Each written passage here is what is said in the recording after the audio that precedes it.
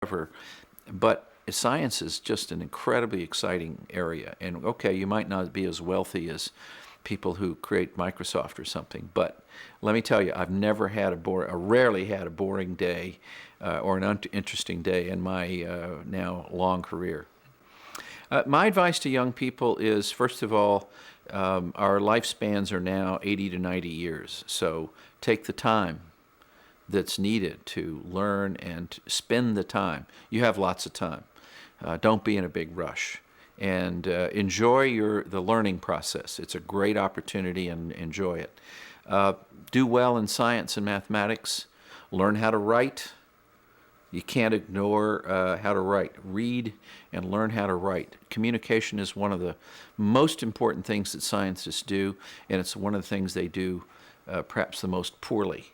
So those are very, very important. Get involved early in a scientific project. Go find somebody who's a lab or someplace or a project, and get involved and see what it's like and get your feet wet as early as possible in high school, even before high school if possible. If you have science fairs, take the opportunity and work with a good teacher to get a good idea to work up a project for science fair. So all these things are really important. Obviously, when kids go off to college, get in the best school you can get into. There's a reason why some schools are great schools. That's because they have great students and great teachers. And when you can get into one of those schools, the opportunities will be enormous in terms of learning, and in terms of particularly learning what do we not know yet? What are the opportunities for research here that are really tremendous? So, but there's nothing will replace being well prepared when you're in high school and before. And working hard, it will have its rewards. No matter how poor you are or who you are, if you work hard and you dedicate yourself, there is opportunity, and there is tremendous support here, especially for minority students who really want to work hard. I mean, it's wide open. There's scholarships and everything.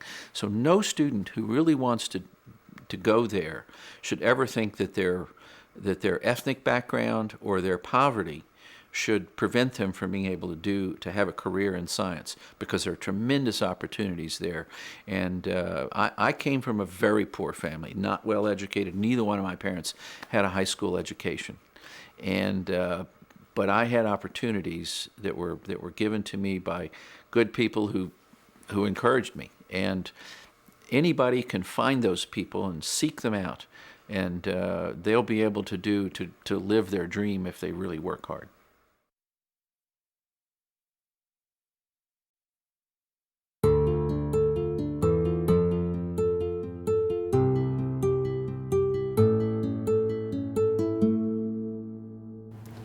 I support Dr. Doug Watts in his research doing vaccine development for West Nile virus and developing animal models for SARS and Crimean Congo. My biggest job on a day-to-day basis involves a lot of animal work. And by that I mean, for example, the golden Syrian hamster is almost a perfect model for West Nile virus in that it reflects exactly how a human will react given the disease. So we use the hamster as a model to predict what's going to happen with the vaccine. We'll give these animals a vaccine, and then we'll challenge them with the virus, and then we record their clinical observations. So my day-to-day job is a lot of the animal work. I take clinical samples from the animals and test these samples against certain standards and see how much virus is in the blood or not. Another thing that we do is actually determine, well, what kind of animal will work best with the disease to mimic a human. Well, a certain type of mouse, a hamster, guinea pig, mimic the same signs and symptoms as a human does given a specific virus. I've always been interested in infectious diseases. When I became a paramedic, it was always a fascinating subject to me. In 1996, I was working at IMC Healthcare as a clinical paramedic, and this book called The Hot Zone came out. I read the book and thought how cool and interesting it would be to work in such a setting. When I was in high school, my goal in life was to become a military pilot. Unfortunately, my eyesight was not quite good enough and disqualified me from that. So I enrolled in college to become an industrial engineer. As part of that, though, I was also a volunteer firefighter as a hobby, and I got into the emergency medical services aspect of that, and that interest eventually led me into infectious diseases. My biggest obstacle working in research has been my lack of formal educational credentials. I have lots of certifications and lots of practical experience, but the lack of formal degrees has been a little bit of a hindrance to me, especially in meetings. I'm the most junior person there, and I'm the only one who's not a Ph.D., and it's a bit intimidating at times. There's plenty of ancillary careers in this field. There's people who care specifically for the animals on a day-by-day basis. There's photographers who take pictures of our microscope slides with the microscope. There are people who do specialized testing for us that you don't necessarily have to have a degree for, as long as you can have the willpower and the drive to go take the training and the courses to obtain these certifications. Students should have a well-rounded education. The science and math is very important, obviously, but even in the science field, history, geography, classes like that are very important. The world we live in doesn't happen in a test tube, it doesn't happen on a bench top, it happens in the real world. And to take a disease and its impact on a certain population, you have to look at the context of the disease. Is it happening in a third world country, a modern country? What are the political problems faced there? What is the infrastructure?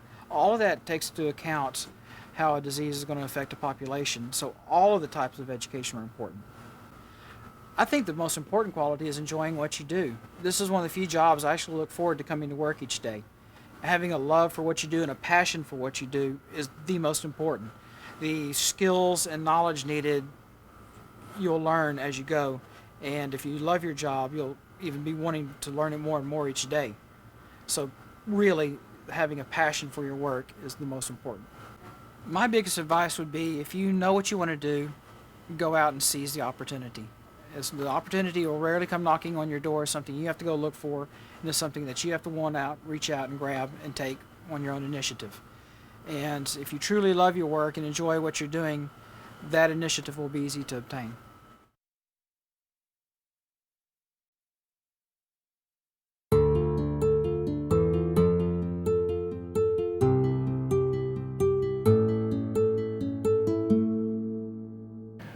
Bacterial and pathogenic organisms in general have been around probably longer than humankind on this earth, and they have adapted and have learned to overcome challenges in their own environment.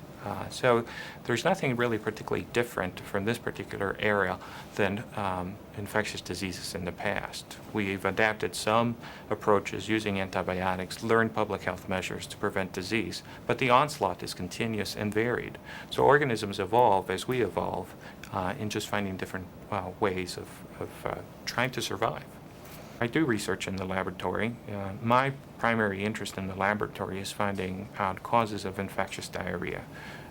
Diarrhea is a major cause of morbidity and mortality. That is, it affects many of the individual's health and also sometimes resulting in death, primarily in young children in developing countries, but also in adults that are traveling to areas of risk for infectious diarrhea. And I'm trying to find what causes these infections and how to prevent them and how to develop vaccines. My interest in infectious diseases began as a medical student. I started seeing how infectious diseases has a tremendous impact on populations. And I like the way that you can treat individuals for their infections, but you're also worried about the community and treating the community for infections or preventing infections. I don't think there's a particular moment when I decided to become a physician, but I know it was probably when I was in the 8th grade. I attended a medical school that is a 6-year program right out of high school, in which you acquire general knowledge in biological sciences as well as the basic medical specialties. And I did this at the University Autónoma de Guadalajara in Mexico.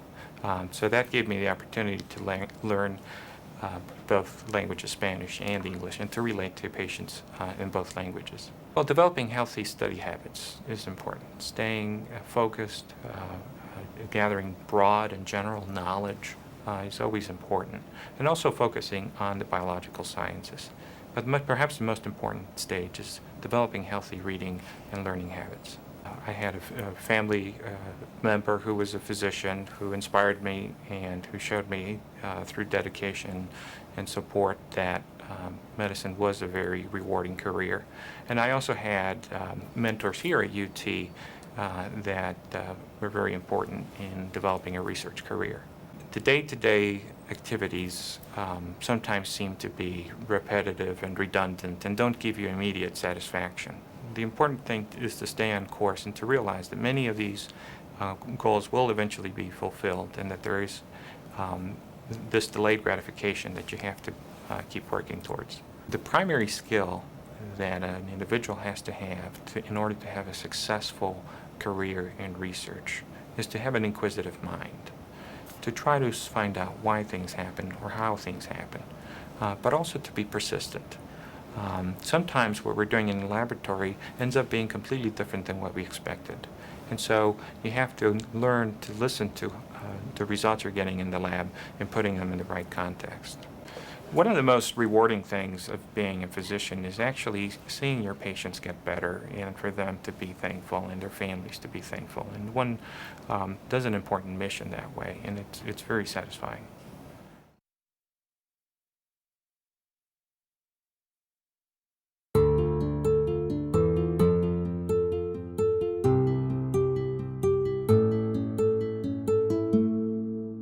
When I was in middle school, I distinctly remember wanting to have a career that made an impact, either locally or globally, or helped people. And so my initial dreams and goals were along the lines of being an engineer that built bridges or buildings or structures that helped society as a whole. I also had a strong science interest in science, curiosity in science, and so the medical field was also something that appealed to me greatly. And then as I got older, I became much more focused on the science side as opposed to the engineering side. So I started off in college as a biomedical engineer major, and so that kind of, again, kept the doors wide open as to what I could become. I could be an engineer, I could be in medicine, and with the thought of perhaps going to medical school. And the moment, or the class really that kind of got me open the doors towards infectious disease research was a medical microbiology laboratory course, and you got to essentially play with DNA from bacteria, and you got to see how bacteria grew, and you got to see how bacteria spread, and it basically taught the elemental aspects of microbiology, and that really intrigued me a lot. When you keep your doors open and you experience everything that's thrown at you and is available to you in high school and middle school, I think that's when you really can make some decisions that are beneficial to you in the long run. You end up doing what you want to be doing instead of something that's been kind of thrust upon you. So the challenges of becoming an infectious disease researcher. So I would say one of the biggest ones is graduate school. I think just like any other aspect of your education, I think sometimes being able to work through the bridges that you need to cross in order to earn your degree, to get to where you want to go, I think those are always the most challenging things. And so I would say that in graduate school, that's when you really start research. You direct your degree in graduate school. And so from the standpoint of having a research project, learning that the experiments you do in grade school and middle school and high school and even college, those are designed for success. And when you're actually doing research as a career, 90% of the time, they don't work. And so being able to troubleshoot and learn from things that don't go right is really one of the things that you don't necessarily work on as a skill growing up, but it's something that you adapt to pretty quickly once you've started that path down becoming a scientist. So to be successful, I think you really need to have a strong sense of self. I think you need to be able to deal with the highs and lows in a way that's productive. If you get too bogged down when something goes wrong, you need to be able to persevere through those things. And and once you have that in place, and so you're hardworking, perseverance, able to negotiate any kind of difficulties that come up, I think the better you handle those challenges, the better off you'll be. And from that standpoint, I mean, you could do infectious disease research in a lab. You can handle the organisms themselves, or you could go into the medical side of things and actually implement the things that we learn in the lab in treating patients both here and overseas in developing countries. So if I were a middle school student right now, and I knew that I wanted to be a researcher, or I wanted to work with infectious diseases, I think the key thing at the middle school level is to make sure you keep the things that are important to you in your life. Don't shut off from music. Stay in touch with the things that keep you happy as well. And so you can become, you see a lot of times where people will burn out because they've jumped into their what they think is what they want to do, and then by the time they get there, they realize they're unhappy. And so do what makes you happy, and you can't go wrong. I think it's important to keep your eyes and mind open to all possibilities. And I think that the things that you do as part of your extracurricular activities, your sports, the music, science clubs, and other academic clubs that get you exposed to even more than what you'd get in a normal school day, are very important. And so to take advantage of all of that as early as possible, and also take advantage of your teachers. They're there to help you. And I think one of the things I didn't do as a student that I didn't really learn until I was halfway through college was that if you go and ask a teacher a question one-on-one, the answers that you get and the dialogue that you build with that teacher is even more valuable than the information you may be getting in a classroom. And so, yeah, with that, I think no matter what you decide to do, I think as long as you're happy doing it, I think that's the key.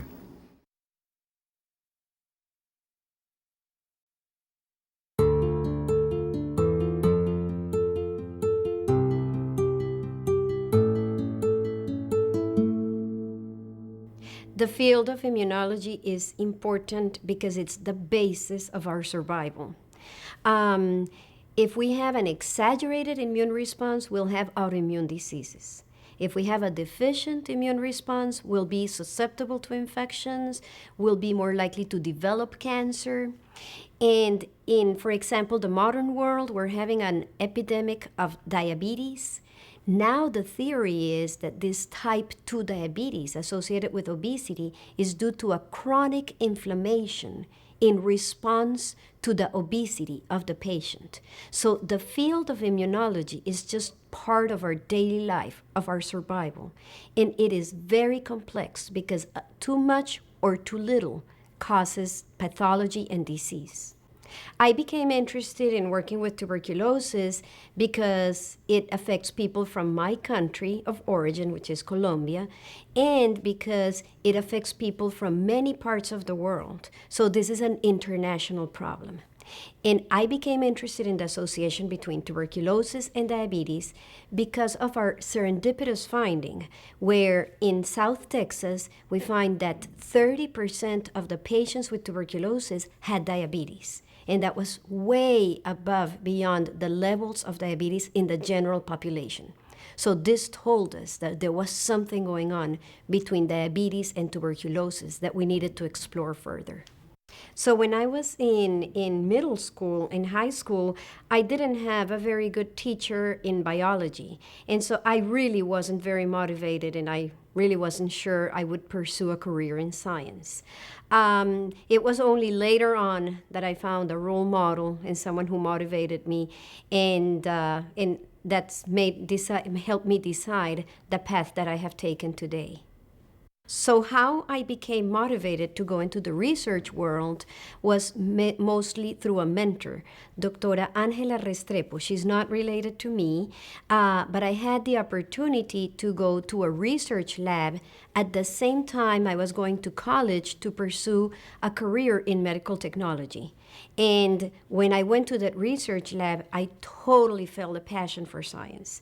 And my original plan when I started the career was to do medical technology. By the time I finished the career, I decided I really wanted to go to science. Once I became very motivated to do research, I really wasn't sure how to put it all together. So again, Dr. Restrepo was the one who had for me a connection to come to the United States and work in a lab and be prepared for a PhD degree. That seemed like too much for me. It was overwhelming. But she gave me the confidence that I could do it. And that's how she started. So she gave a connection for me to come to the US, work in a lab. I was in a laboratory next to graduate students, so I could see what a graduate student life was like in the US. And so that's how I decided to go into graduate school. When I came to the US, I first arrived to the University of Texas Health Science Center at San Antonio. And this is where I had, for the first time, the opportunity to see what graduate school was like. And I had more role models, like my advisors, that I could see what was a scientific career like. In Colombia, we didn't have many role models. Dr. Restrepo was very much an exception in Colombia. I've had to overcome many obstacles to do this career. The first one was in my family, particularly my mother, did not agree that I should do a PhD career. She thought it was too much for a woman, and perhaps nobody would marry me with such a high title. Once I became convinced, the hardest thing was just to make myself feel sure that I could do it. I felt I was coming from Colombia. I was very insecure that I would have the academic level to perform well in a graduate school from the US. It seemed like a huge step for me. And now, as a mature professional person, the hardest thing is being a mother and having a career. The career is very demanding, and what keeps me going is I have a tremendous passion for it. Balancing life as a woman and being in a research career is very tough. My husband, first of all, is very supportive, but despite that, as a woman, we have lots of responsibilities, especially at home and with the children. The scientific career, thus, is not a career that you do from 8 to 5. You work every evening, you work on the weekends, and it is very difficult to balance the career with your personal life. So it requires a lot of support from your family, including your children.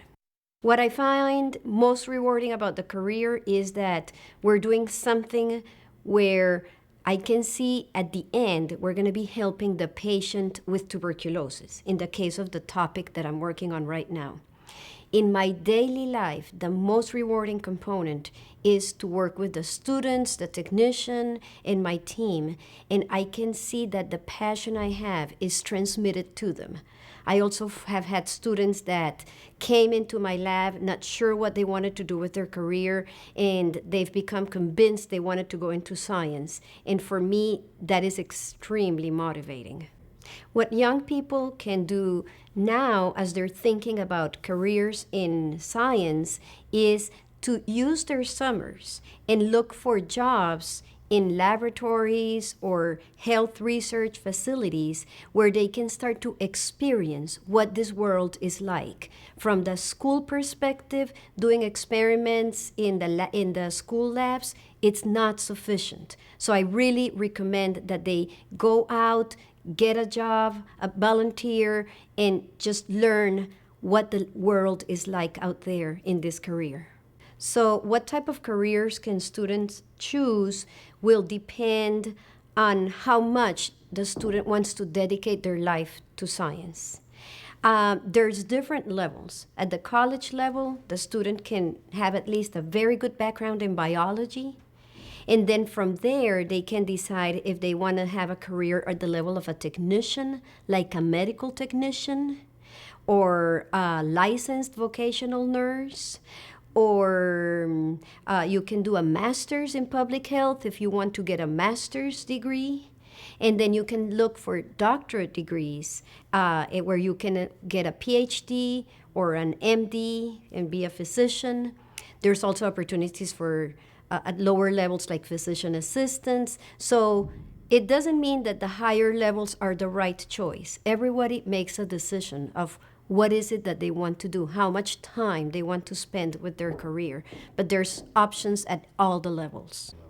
You don't have to be a high achiever and have a doctorate degree to be in science. You can participate at many levels, at a technical level, at a master's level, or at a graduate level. In all of them, you can enjoy yourself and you can contribute to society.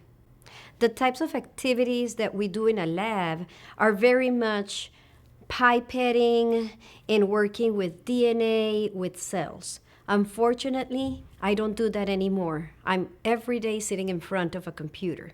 But I am working side by side with my students and my technicians, and I teach them how to collect the specimens from the patients, how do we do the transportation to the lab, and how we analyze them.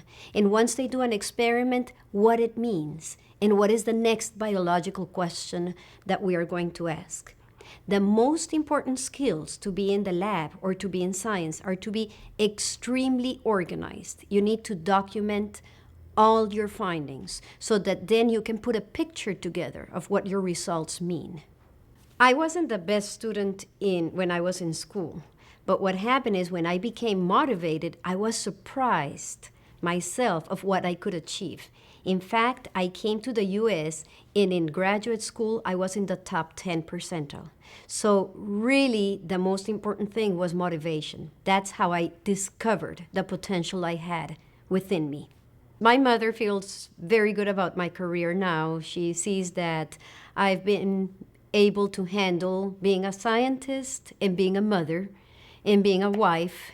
And she can see that there's a balance. It's part of the modern life to have a career for a woman. And so I think she feels very comfortable now about what I'm doing.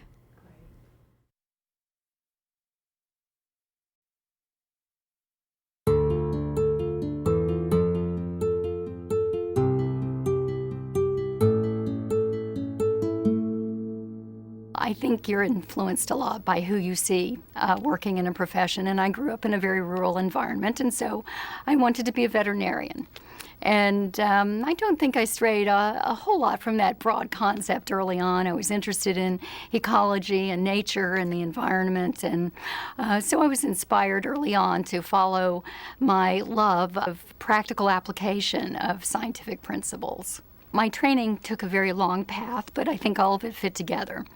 My early work was in zoology and animal sciences, an undergraduate degree.